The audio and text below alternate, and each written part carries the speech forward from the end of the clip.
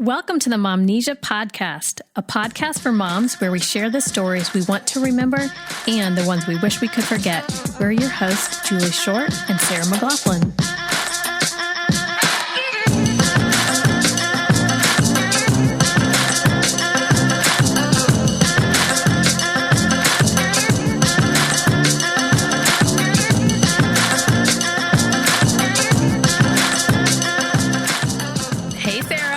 Julie. Guess what time it is? Let me guess. Momnesia. Yes, girls. Time for some Momnesia. Let's do it. Tell me about your week. What's going on? Let's see. You know what? We have been in a major overhaul, and this is good news because I don't know if y'all remember that on the last podcast, I mentioned how I was really looking for a way to simplify. Yes. And I found it. Boom. Done. Okay. You attracted it. I attracted it and solved it. And now we figured all of life out. Oh, teach us. Oh, wise I'm one. a wizard. No. So a couple things, been reading some new things, been listening to some new things. My father-in-law, Mike, recommended one episode from Revisionist History with Malcolm Gladwell. Love Malcolm. Yep. And he's interviewing Rick Rubin. Oh, yeah, I listened to that one. Okay, yeah. So from Island Def Jam. Yes. Okay. Of course you did, because we're twins. We are twinsies. And so Rick, they set up this interview, but then right before the interview airs, I think, or maybe part of it airs, I'm not exactly sure the timing.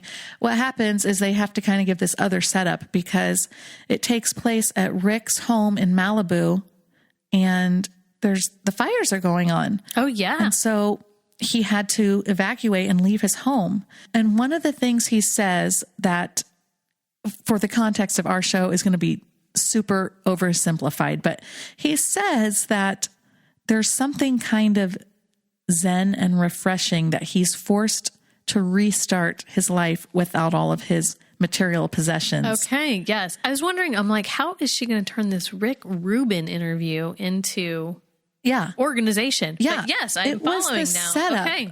And you'd think, I mean, I'm sure there's some shock there and all kinds of stuff, but like he had to do this one other time for some other reason where he started over, and he found it really life-giving and peaceful.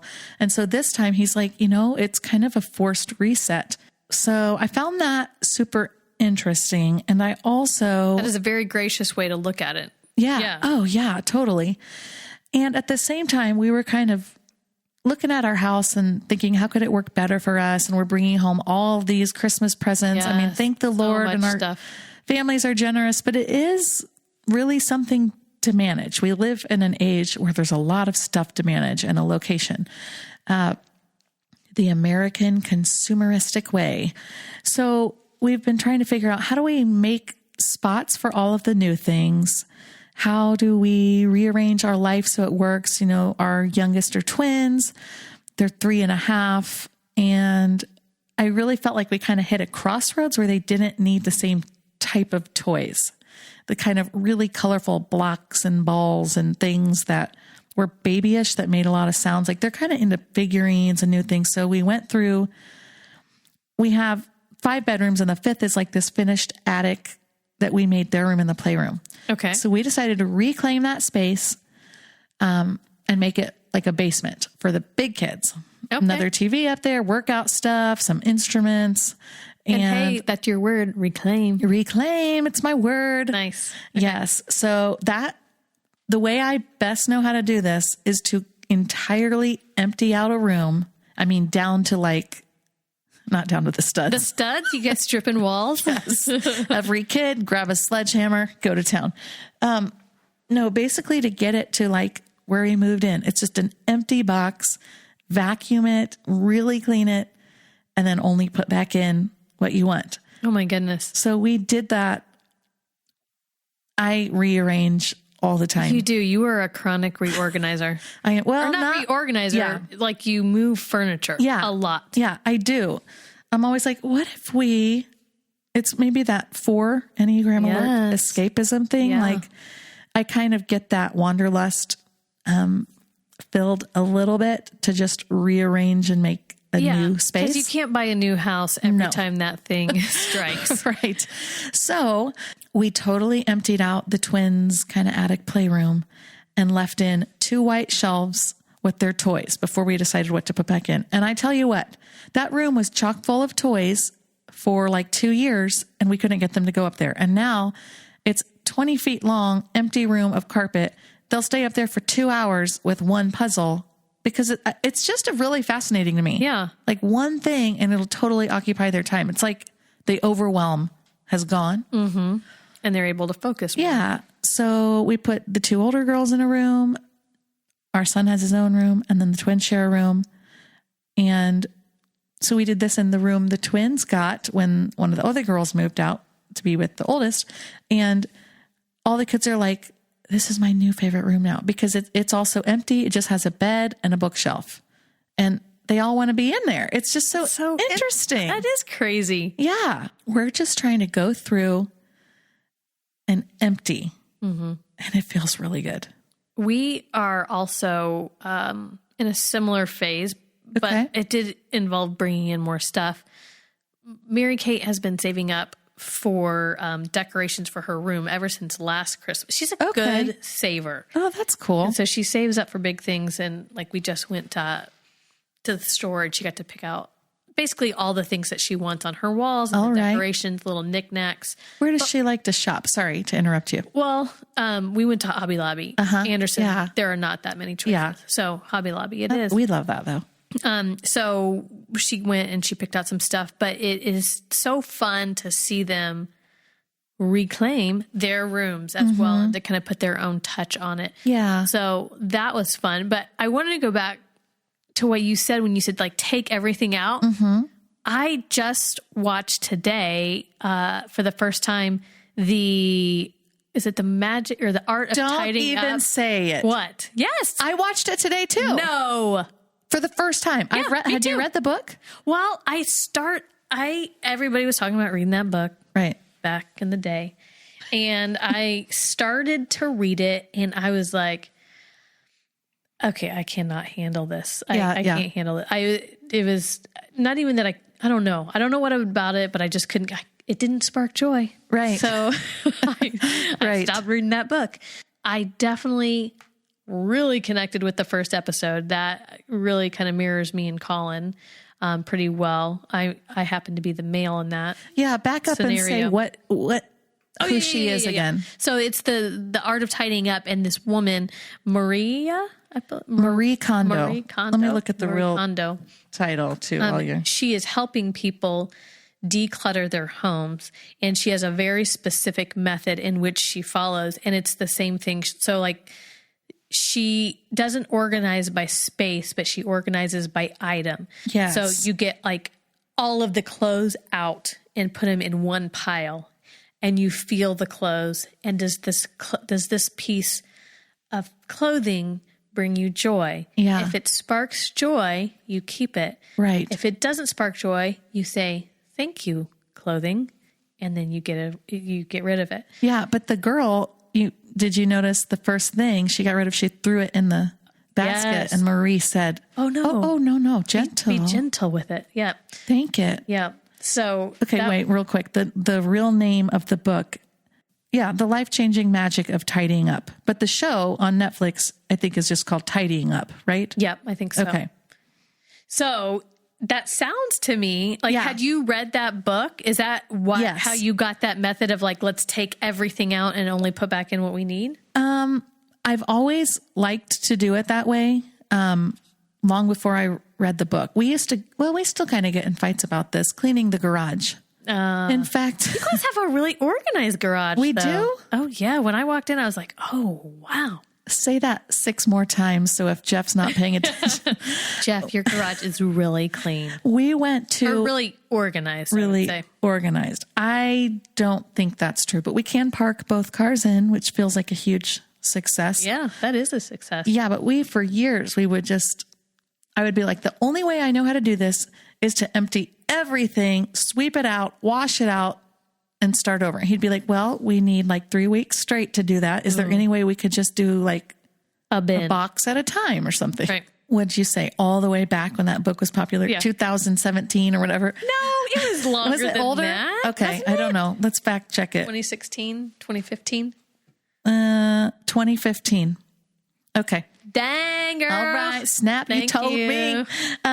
2015. Okay, so I read that, and there were some things, no offense if this is what anybody believes, but I remember one particular part of the book, spoiler alert, when a client of Marie's is showing Marie her sock drawer, and she opens the drawer and all the socks are like rolled in little balls, and Marie audibly gasps like, yes. and the person's like, what?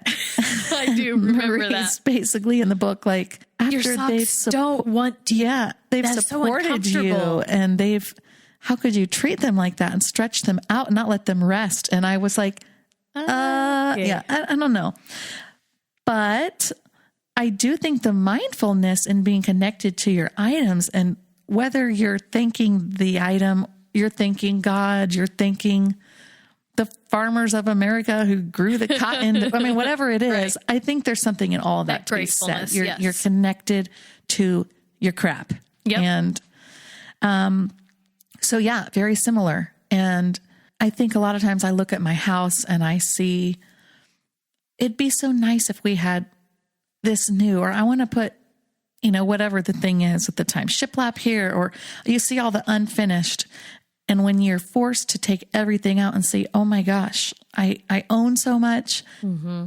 There's so much that fills this room, and I forgot I had this, or wow, not only, have we been provided for to have size 4T clothes for you, but we have size 5T for when you grow out of this, and things that are too small. So we were provided for before. It is a great practice. Yes, for sure. And I tell my kids this when we're trying to clean things up too. I'm like, if we didn't have all this stuff, we wouldn't have to be spending this time cleaning it up. Mm-hmm. Oh yeah. So it definitely feels like, you just don't need more. I've been really trying to sort through closet, like that idea of having what do they call that? A capsule. Oh yeah. Capsule wardrobe. Where you just have a few pieces and kind of mix and match those.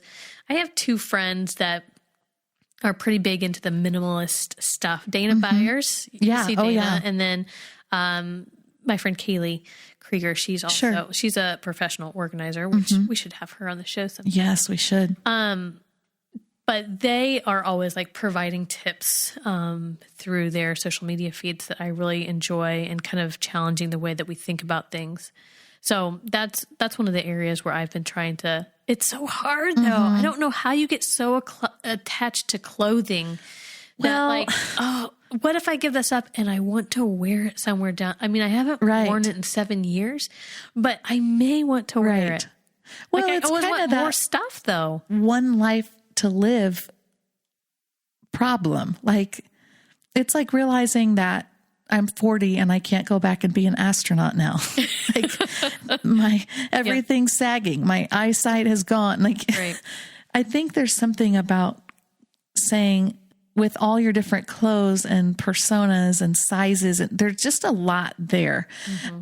In fact, I don't know if this is funny or sad or both, but yesterday Jeff said, I was thinking, since we made the new room kind of like the fifth bedroom, since we made that kind of a playroom and it has a big closet, and I'm going to be working out there in the mornings. There's a shower down there. He's like, I think I'm just going to move my clothes in there, which I know what he was really getting at is, I hate the way you're keeping our closet. And I hate it too. I mean, it's bad, but I was like, oh, he's like, so you can just have the whole master. And I made kind of some feelings came over me of guilt and shame and embarrassment and feeling overwhelmed. And I was like, I'm realizing that when I get to the rest of the house, I save that for last, because it's connected to like, okay, those don't fit. And it's like, I've been all these people, all these sizes, and there's something about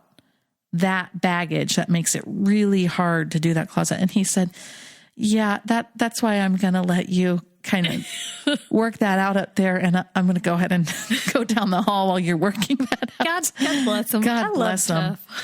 Yeah. So anyways, I do think the attachment to clothes has all kinds of new layers. Yeah, I'm sure it does. Yeah. Our guest that we're bringing on is has a blended family, and I'm sure that takes on a whole new thing of combining things from each family. That I'm sure in and of itself is also an interesting task. Yeah, and moving a lot because she's, you met her in one city, and she's on the other coast now. Yep. So I'm sure she's had to figure that restart out a lot. Definitely. They are a minister family and a military family. Yeah. And those two types of families tend to move a lot. Yeah. Well, while we're talking about her, let's go get her. Let's go get Lani Nunes Willbanks. She's one of my dear friends from Arizona who's now living out on the East Coast. Let's go get her. Awesome.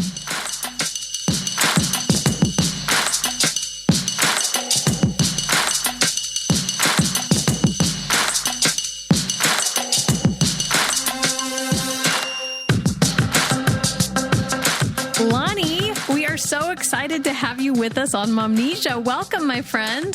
Thank you. I'm very excited to see and be in all the things with you. Yes.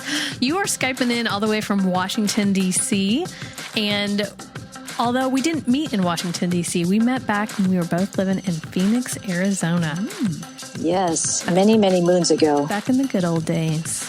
Yeah. So Lani and I both lived in Phoenix, Arizona, and we went to a same church together. Okay. And have stayed connected not only through Facebook, but she has two daughters that I've tried to recruit to the place where I was working, and it didn't work out for either of them. Really? So I really did not do a good job. And that's just a constant reminder. No, I'm kidding. I love your girls, and I definitely think they ended up at the right place. But I'm glad that I got to intersect with them again, because when we left, they were still just little girls. It felt like they were probably in like middle school at that time, weren't they? Yeah, definitely middle school. Actually, probably one was in elementary school and one was in middle school. Yeah, so it was so fun to see them growing up. And they are two beautiful women. And you have additional kids now. So when we're getting into this family introduction, Lani, tell us a little bit about your professional life as well as your family life. Professional life. Well, I pulled a Jonah and in Nineveh, and I refused to go into ministry because I'm still a recovering preacher's kid. And so... yeah, I went into business for several years, corporate finance, actually. And then in 2012, I decided, you know what, I need to just be obedient, maybe. Let's try that. And so I went back to seminary, got my second master's, and then was ordained through the Church of God, served at the church that you mentioned, Julie, and then served at another church over here in Virginia. My husband was in the military. We're retired after 28 years. And so he got orders out here, and I decided to come hang out with him and have a wonderful sabbatical. But, you know, God always has different plans. Mm-hmm. So I ended up going back and working for another church. That was a great experience in Fairfax, Virginia.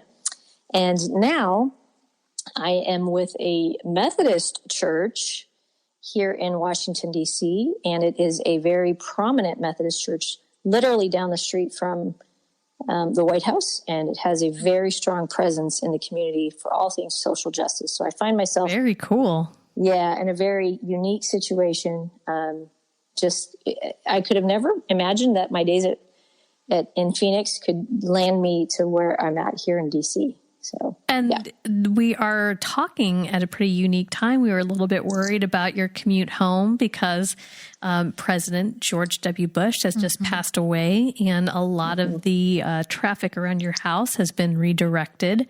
Yes. What's it like to live in D.C. in a time like this? That's always a tricky question because, you know, most folks, we learned the hard way when we would leave D.C. to go on vacation to tell folks you're from D.C. It was an immediate reaction like, go back to where you come from. And nice to meet you too. Right? Yeah, exactly. So it's unique in the sense that you feel the change and you feel, I have a very good friend. Actually, we have a mutual friend, Barb LeClaire. Yeah. And she would always say when she would go to D.C., she felt so much power. And you can feel it. It's palpable, but you can also feel the pace. And so that pace often is at is just continuous. So I'll give you an example of tonight's traffic, my commute. The church I'm at is 4 miles from where I live, and it can often take me 45 minutes to get home. Wow. And that's on a good day. So when people say DC traffic is no lie, it ain't no lie. I mean, it's just craziness. But along that same note, you see things that happen. You see folks that are very passionate about their causes, and you just find yourself I find myself in a place of immense humility when we see folks really fighting to do what's right, and to live out the calling that they have. So we live on the same street that borders the mall, the National Mall, and also the Capitol, and also the Washington Monument. So if you've ever been to DC, we're on one of those streets, and we were here during the inauguration. That was part of my husband's role in the military, and then we were also here for the Women's March. So it was one of those moments for all of my girls, because I have a lot of girls now, and to watch and be a part of something as monumental as that. So for sure, I actually love living in DC. That's awesome. I know we loved visiting. Colin's sister Karen went to law school there. She went to Howard University. So we weren't down in the same area where you were, but we did spend a lot of time there, and always love going to visit. So we'll have to hit you up next time we're there. Please do. But tell us about all these girls in your life and one boy. Your family has grown since the last time we were together. Yes, I remarried in 2007, and my fabulous, fantastic, super hot husband came into the picture and brought 3 bonus kids, and they are amazing human beings. And they're all 5 of my children are contributing to society in ways that are really, really good. So That's cool. I've got 4 girls and 1 boy, very, very brave young man, stuck right in the middle of those 4 girls. We're the same, Lani. I have 4 girls really? and a boy. Yeah. And he's in the middle. Yeah. He's and sick. he knows how to treat women. So there you go. It's a win-win for society. Give us that age breakdown. How does that, or is that putting you on the spot? No, it's not putting me on the spot because it changes every month. So I'll hit something or someone.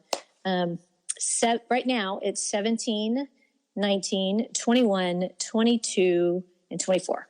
Okay. Goodness. But you're out of diapers. You're out of middle school. Into bigger crap. You're out of high school. So you've made it, Good job, Mama. Thanks. It's a whole new world when they're adults. So. Oh man. Yeah, I bet. Well, tell us, we've brought you here because we want to hear about some of those motherhood stories. I know we talk a little bit about what we want to remember and what we wish we could forget. Where do you want to take us first? Well, there's lots of things I would want to forget just because I was a pretty young mom, and I was a single mom for so long. But even in the second chance that God gave me in our blended family, there's still things that I just wish, I wish there was a book. So I'm gonna go a little bit deep on this one. Go deep, girl. Go deep. Okay, good. So given the climate that we live in right now, and the way our kids and the millennials, if you will, are being raised, and just what they're being exposed to, what I wish I could have done differently, or what I wish I could have forgotten, was when one of my kids came out to me. Okay. So, I just didn't. I didn't do it right. I didn't do it well, and I didn't. I didn't do it well. And where we were living at the time, and kind of the mindset I was at, I was just not. I didn't love her in the way she needed to be loved. And I think a lot of moms and dads, parents in general, really, when it hits you, especially if you're in suburbia, not so much in the urban environment, because it's almost a non-issue in the urban environment, I would say. Mm-hmm. There's just a lot of shame. Mm-hmm. And that was what I carried the most in that whole season. And this particular daughter, I knew from a very young age, she was a free spirit. And she was one of those just ridiculously intelligent children human beings, and that God had a special call in her life. Mm-hmm. And I didn't nurture that, and I didn't love it the way it needed to be loved. I wish I could have forgotten that moment that everything came to a head. And I wish I could have just loved her the way that she needed in that moment. And it's easy to look back at it now because the community I serve is a fully inclusive and fully welcoming community. And maybe that's part of my penance. I don't know. But this is a serious crisis in the church. And if we don't look at it, those of us, in the older generation don't look at it and fully embrace these human beings. Mm-hmm. We're missing out on so much that they can offer in their calling. And I know, I as a praying mother, I know that my child will flourish regardless. I just wish I could have done that better and differently. You are welcome to say no to this question, but can you kind of paint a picture for us of what that looked like? What was your initial reaction, and what do you wish it could have been now, knowing what you know and where you stand now? Sure. So, like I said, when she was little, she was a tomboy. She's incredibly athletic. And one day, I think she was 6 years old. 6. She said, "Mom, would you get mad at me if I kissed a girl?" And I had my inkling. And I said, well, probably not. I have a lot of girlfriends. And fast forward to high school and being wrapped up in my own challenges as a mom, a newly married mom with a deployed husband and 5 kids and a dog, 2 dogs. I think we had 2 dogs at the time, and working. I was just too consumed with those things. And so when she finally just came out and said it, she was really only saying it to protect me as a parent because she knew, so let me back up a bit. I'm also half Filipino, so there's some Asian shame that comes into play. Okay. So she knew that as she started to really express and reach out, that she had to protect me. And no child should ever have to protect a parent. And that I should have been the one protecting her. Gotcha. So she felt the need to protect you from your own extended family. Is that what you're saying? The extended family, the community, my employment, just a whole host of just wrong. She shouldn't have had to worry about that. She should have just been able to come and said, what I should have done is said, "I love you regardless of where you land. I love who you are. I love who God has created in you. And I love what you're going to do as a human being." Mm-hmm. And I didn't. In that moment, it was like a shouting match. And it was, you are not, you are not, you are not. And like I said, I'm still trying to make amends and heal that relationship. And it's going to take a long time. Okay. Yeah. And was that coming from a sense of, I think you mentioned shame or fear or both? Shame and fear. And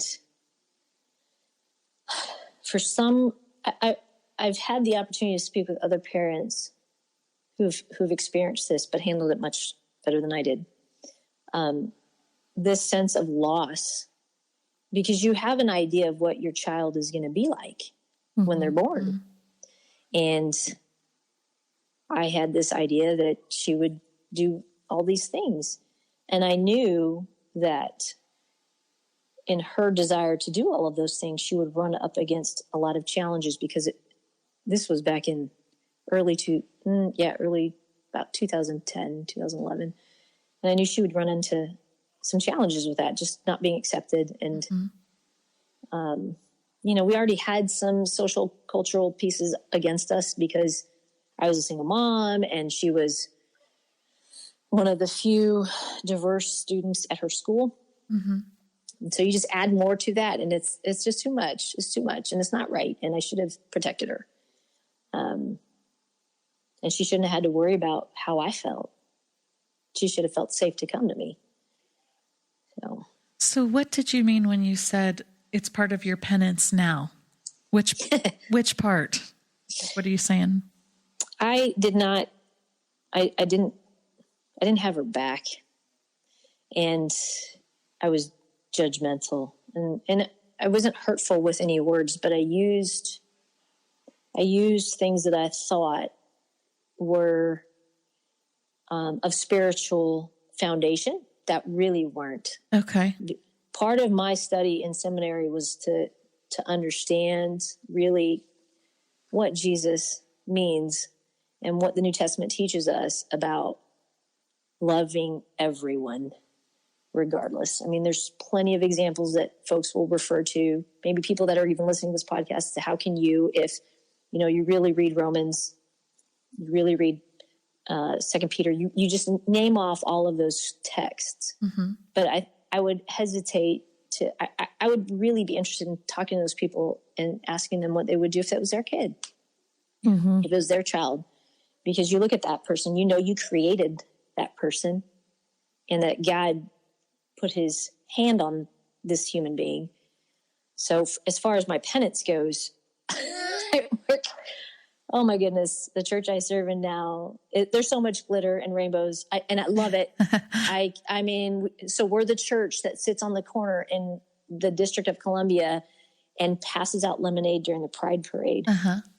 And we're the church that fully affirms those who know that marriage equality is important. Mm-hmm. And we're the church that welcomes the transgender addict who was rejected by their family. Mm-hmm. And I'm looking around going, my kid is everywhere. My daughter is everywhere in this church. And I can't get her to step inside a church because of my failure to not welcome her and love her like she should have. So some days I get grace, some days I don't. Yeah.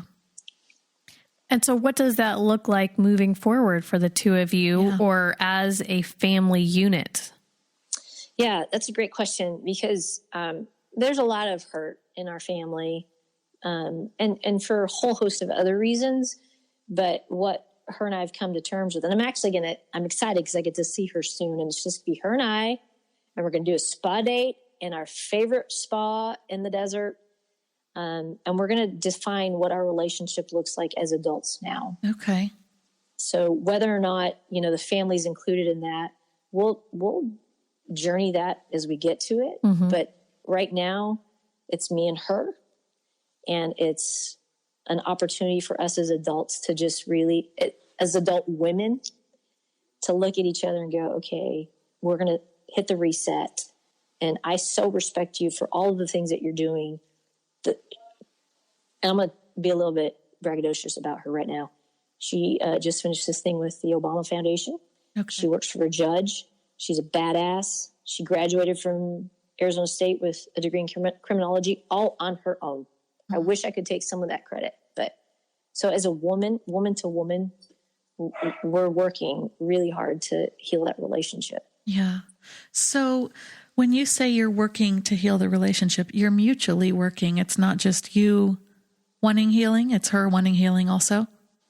Absolutely. And that's taken a long time, though, because she was really hurt, and she had to go through her own process of coming to terms with that.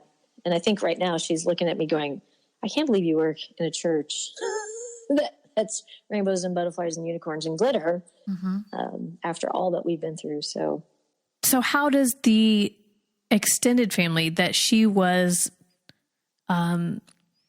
cautious about protecting you from in that community, and like you said, how some of your race and that those community standards play into that, how has that been affected over these past few years after her coming out? Was it what you expected? Was there a backlash, or was the community more supportive than you may have imagined them to be? Yeah. So the community, our family was more supportive. The folks that hurt her the most after that was a surprise to me, and it was really the church. And it was this, wait a second, I thought that was my safe space. And so to try and, thankfully, ministry runs in our family. So I have an amazing mother who can speak directly into, okay, this isn't all churches and this isn't all the church. It's just, this is, certain folks interpret the Bible this way, and you need to know that your family loves you and cares about you. And at the time, that Asian shame that I talked about, my grandparents have passed. So that was a non-issue. And it was really just my own selfishness, my own self-absorbed, if you will, and fear, like you named it fear. But yeah, we all love her. Yeah. Yeah, that's clear. Very clear.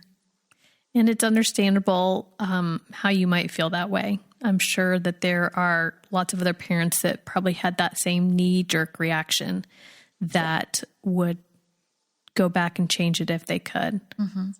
Yeah, and one of the things, I don't know if, just for your listeners, one of the things that I wish someone would have told me in the midst of, because I was looking for answers and I was just like Googling all this stupid stuff and really trying to understand what that meant.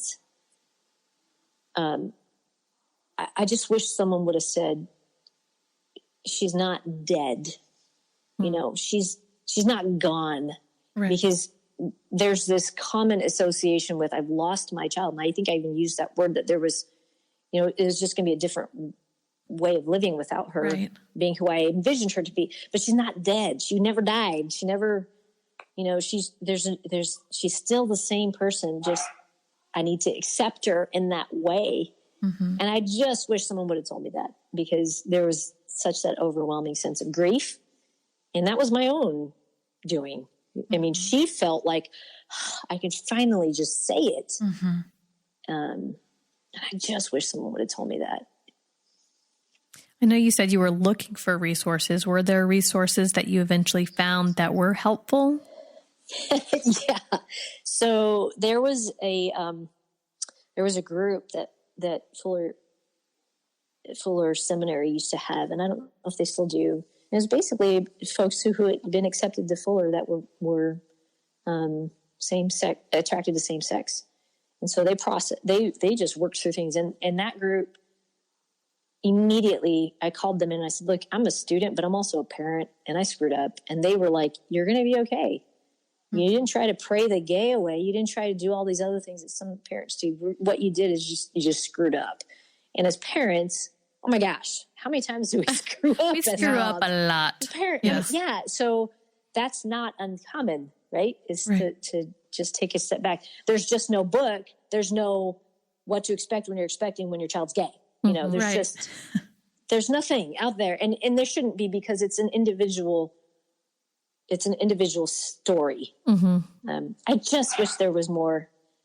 And since then, since I've moved to D.C. and I've had some just so helpful conversations with other parents, there are plenty of resources out there that I can shoot over to you guys later if any of your listeners want them.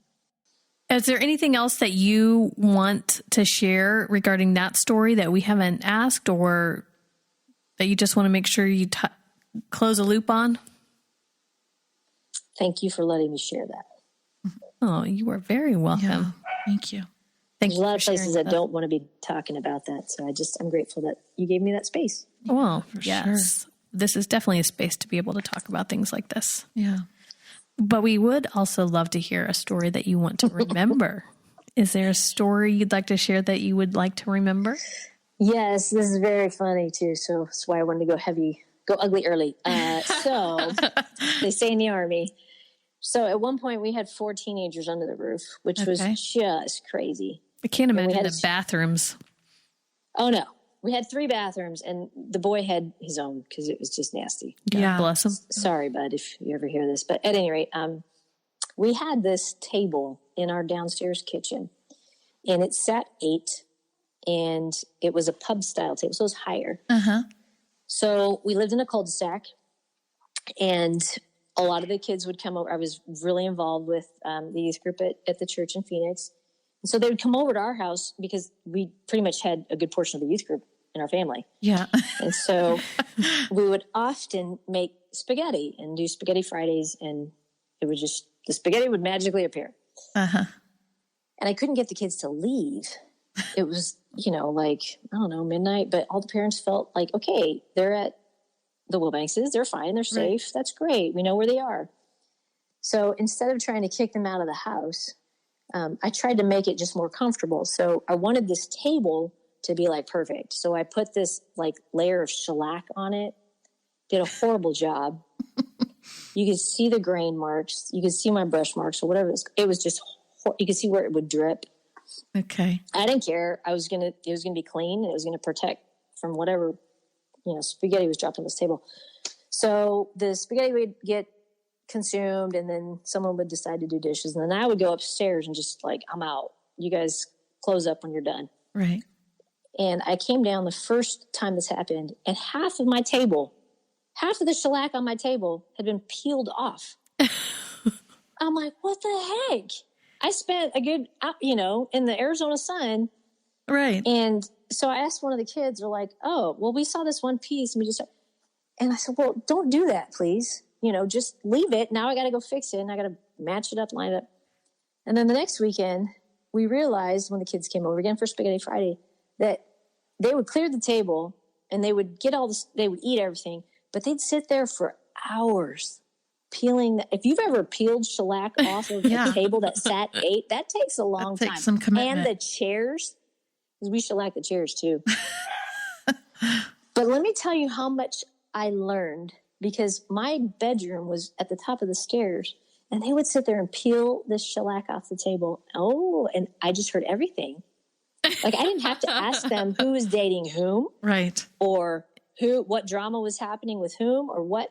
And it was just, thank goodness that shellac took a long time to peel, because we got all we need to know. All the details. And we didn't have to ask anything. And so, of course, when something would happen and someone would be like, oh my God, someone broke up with someone, and they'd come over to the house, I'd be like, yeah, I saw someone coming because they were shellacking about it. And so when the table was fully shellacked, I think it took like 6 or 7 months after all them kids that would come through. Don't you know, I went and shellacked it again so that I could still get some more information. So this became your main source of gossip. Right. Well, yeah. That's not gossip. That's an investment in your children's future.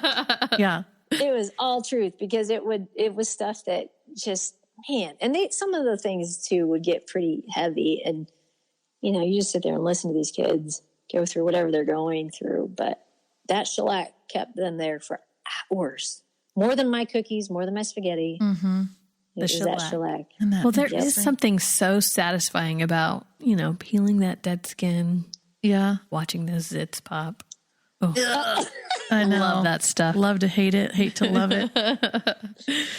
Well, that's funny. Thank you so much, Lani, for sharing your heart with us tonight and being willing to share that, because I know that is a private story, and you were willing to share that with us, and we are really grateful.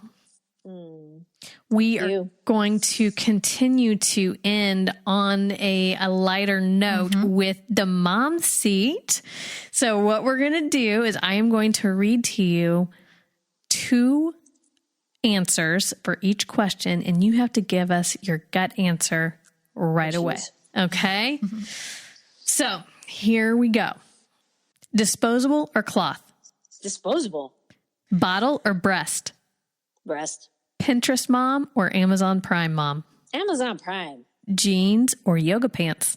Yoga pants. Top knot or ponytail? I don't know what a top knot is, so ponytail. Okay. Home birth or hospital? Hospital. Chore chart or managing chaos? Can I say both? I say no, you're not allowed to say both, but yes, Sarah says yes. Gender reveal or find out when it pops out? Gender reveal, always plan. Instagram or Facebook? Oh. I'm not trying to destroy you here. Deep.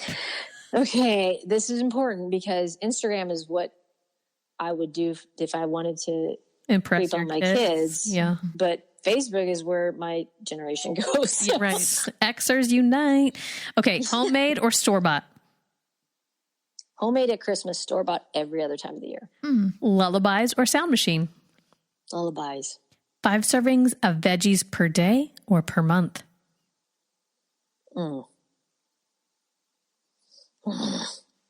Per month. President of the PTA or I'll send in some goldfish? Send in some goldfish. Bubble bath and a good book or girls' night out? Girls' night out.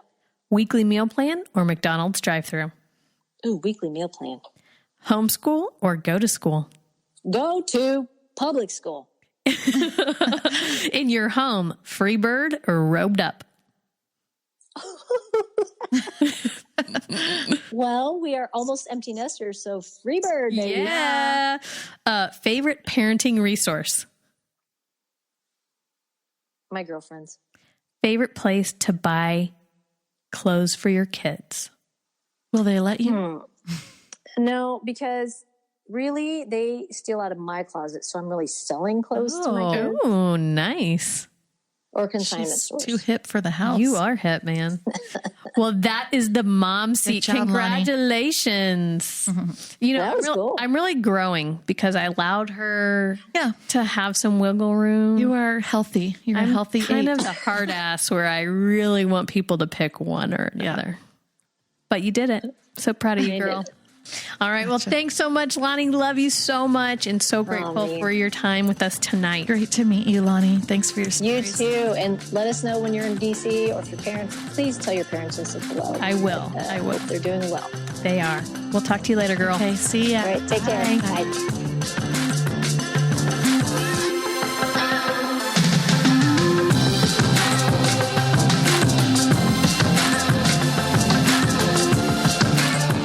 Well, we hope you will come back next week on the Momnesia podcast, where we're going to share more stories before Momnesia sets in and we forget it all.